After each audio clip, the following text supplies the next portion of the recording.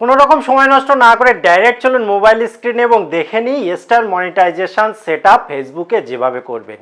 তবে একটা লাইক দিয়ে উৎসাহ বাড়াবেন এই বিশ্বাস রেখে শুরু করলাম ভিডিও। তো আপনি ফেসবুকটা ওপেন করে নেবেন। ওপেন করার পর উপরে যে প্রোফাইল রয়েছে আপনার সেই প্রোফাইলে ক্লিক করবেন বা 3 লাইন যাই বলুন না কেন। তারপরে আপনার যে প্রফেশনাল ড্যাশবোর্ড রয়েছে এর উপরে ক্লিক করে দেবেন। ক্লিক করার পর এখানে নিচে মনিটাইজেশন রয়েছে, মনিটাইজেশনের উপরে ক্লিক করবেন। ক্লিক করলে এখানে দেখুন যদি আপনার জন্য স্টার অ্যাভেলেবেল হয়ে যায় সেক্ষেত্রে আপনি সেট আপটা করে নেবেন। এবার সেট আপ করার জন্য কী করতে হবে পরপর চলুন স্টেপ বাই স্টেপ দেখে নিই। সেট আপের উপরে ক্লিক করে দেবেন। ক্লিক করলে দেখুন এখানে যেগুলো লেখা আছে আপনি পড়ে নিতে পারেন। তারপরে গেট স্টার্টেড এর উপরটায় ক্লিক করবেন। ক্লিক করার পর এখানে চলে আসবে দেখুন। এবার ফর্মটা ফিল আপ করতে হবে। প্রথমে দেখুন লেখা আছে লিগ্যাল ফার্স্ট নেম, তাহলে আপনার নামের যে প্রথম অর্থাৎ নাম আর সার নেম, তো প্রথম নামটা এখানে লিখবেন এবং সেই নামটাই লিখবেন যেটা আপনার ডকুমেন্টে আছে, অর্থাৎ সরকারি ডকুমেন্টে যে নামটা আছে সেই স্পেলিংটাই দেবেন, অর্থাৎ বানানটা যেন ঠিক হয়। আর লিগ্যাল লাস্ট নেম অর্থাৎ আপনার যে পদবি টাইটেল সেটা এখানে লিখবেন। তারপরে আছে ডেট অফ বার্থ অর্থাৎ আপনার জন্ম তারিখ যেটা সেটা এখানে দেবেন। আর তারপর আছে কান্ট্রি, আপনি কোন দেশের নাগরিক সেটা দেবেন। ওটা হয়ে গেলে, এটা কমপ্লিট হয়ে গেলে নেক্সটে ক্লিক করতে হবে। তো নেক্সটে ক্লিক করার পর এরকম একটা অপশান আসবে এবং উপরে দেখুন যখন একটা করে স্টেপ পার হচ্ছে একটা করে কিন্তু ব্লু লাইন দেখতে পাওয়া যাচ্ছে, এরকমভাবে শেষ পর্যন্ত যেতে হবে। এবারে লাস্ট ছিল কান্ট্রি। এবারে দেখুন বিজনেস টাইপ। বিজনেস টাইপের এখানে আপনি এখান থেকে দিতে পারেন যেটা ইচ্ছা আপনার, ঠিক আছে। আমি দেবো ইন্ডিভিজুয়াল, ঠিক আছে। ইন্ডিভিজুয়াল দিয়ে দিলাম। দেওয়ার পর এখানে দেখুন নেক্সটে ক্লিক করতে হবে। তো আমি নেক্সটে ক্লিক করলাম। এবারে তৃতীয় স্টেপে দেখুন এখানে দিতে হবে প্রথমে আপনার যে নাম সেটা দেবেন। এবারে যদি আপনার মিডিল নাম থাকে, অর্থাৎ অনেকের হয় না 3টে পার্টে নাম থাকে, যেমন শঙ্কর চন্দ্র বসু। এই যে শঙ্কর প্রথম নেম, চন্দ্র মিডিল নেম, বসু আর লাস্ট নেম বা টাইটেল।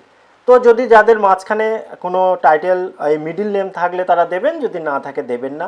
তারপরে এখানে ডেট অফ বার্থ দিতে হবে। তারপর আপনার প্রাইমারি যে অ্যাড্রেস, অর্থাৎ ধরতে পারেন আপনি যেখানে বর্তমানে বসবাস করেন তার অ্যাড্রেস দিতে হবে, তার সিটি দিতে হবে, আপনি কোন স্টেটে বাস করেন সেটা দিতে হবে, জিপ কোড বা পোস্টাল অ্যাড্রেস অর্থাৎ পিন কোড যে কোডে চিঠি যায় পোস্ট অফিস থেকে সেই কোডটা দিতে হবে, আপনার ফোন নাম্বার দিতে হবে, আপনার একটা ইমেল নাম্বার দিতে হবে, আর PAN card number, permanent account number বা প্যান কার্ডের নাম্বারটা দিতে হবে, ঠিক আছে।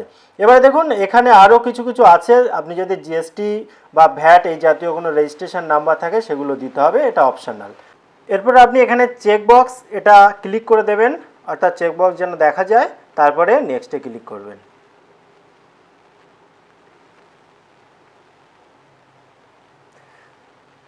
নেক্সটে ক্লিক করার পর এখানে দেখুন ব্যাঙ্ক অ্যাকাউন্ট লিঙ্ক করতে হবে। এখানে দুটো অপশান রয়েছে, ম্যানুয়ালি লিঙ্ক ব্যাঙ্ক অ্যাকাউন্ট আর link to your PayPal account. এবার আপনার যদি পেপল অ্যাকাউন্ট থাকে এবং আপনি চান পেপল অ্যাকাউন্ট অ্যাড করবেন, খুব ইজিভাবে করে নিতে পারেন।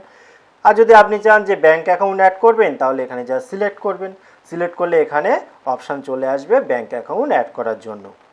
সেক্ষেত্রে এখানে দেখুন যে ব্যাঙ্ক কান্ট্রি অর্থাৎ আপনি কোন দেশের ব্যাঙ্ক অ্যাড করছেন এবং অ্যাকাউন্ট হোল্ডার নেম অর্থাৎ অ্যাকাউন্ট যার নামে আছে তার নাম এবং সুইফট কোড, অর্থাৎ ইন্টারন্যাশনাল টাকা যখন ট্রানজ্যাকশান হয় তখন সুইফট কোডের প্রয়োজন হয়। তাহলে আপনি যে ব্যাঙ্কটা এখানে দেবেন, যে ব্যাংকের টাকা আপনি নেবেন সেই ব্যাংকে যে সুইফট কোড সেটা আপনাকে জানতে হবে, বা ব্যাংকে গিয়েও জিজ্ঞাসা করলে তারা সুইফট কোড দিয়ে দেবে।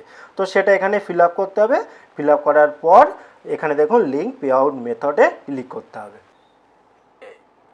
এবারে আপনি ব্যাঙ্ক নাম্বার দিলেন বা যা যা আপনি দিলেন, দেওয়ার পরে এখানে দেখুন অ্যাড ইয়োর ট্যাক্স ইনফো, যদি আপনার ট্যাক্স ইনফরমেশান থাকে তাহলে এখানে অ্যাড করবেন, তা না হলে এখানে অ্যাড লেটার এখানে ক্লিক করে দেবেন, ঠিক আছে।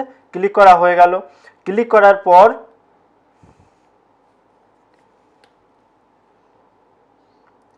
এখানে দেখুন আপনার কিন্তু কাজ শেষ, এই যে you can now use stars, ঠিক আছে।